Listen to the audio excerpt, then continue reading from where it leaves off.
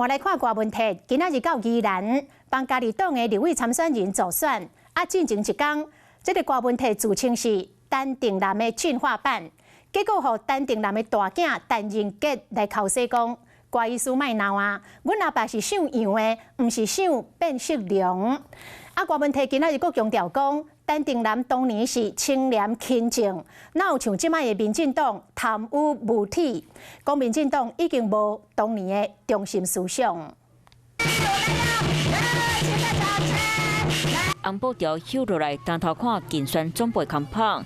民众党总统候选人郭文摕前进居然替家囝陈冠辉徛台，竞选总干事黄珊珊和部分区立委参选人黄国昌，马来甲斗小天。受不了的这两个党才会出现第三势力。不然我们有什么资源？我什么都没有啊。地属佫一摆骂那立兄，尤其针对民进党是大的改革。叫清廉勤政爱乡土，我觉得现在可以改成那个。贪污无耻新潮流，这样比较适合他们目前的状况。真拄好，就伫咧来到宜兰前一天，郭文摕则家己比作是民进党召前宜兰县长陈定南进化版。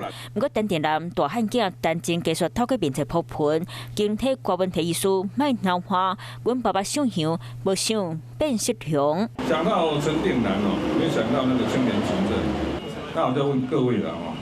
现在民进党还能够跟清廉勤政画上关系吗？这才是最大的问题。宣传清廉形象，争取选民的认同。郭文摕讲，过党的退选了后，两边拢伫咧联合。不过郭台铭到底是支持谁，阿伯张主席。他还有跟你说这个会胜选的人是谁吗？你对这个有疑问吗？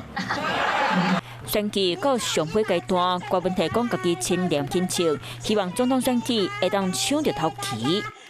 嗨，大家好，我是颖彤。想要来抢先掌握最及时的新闻资讯吗？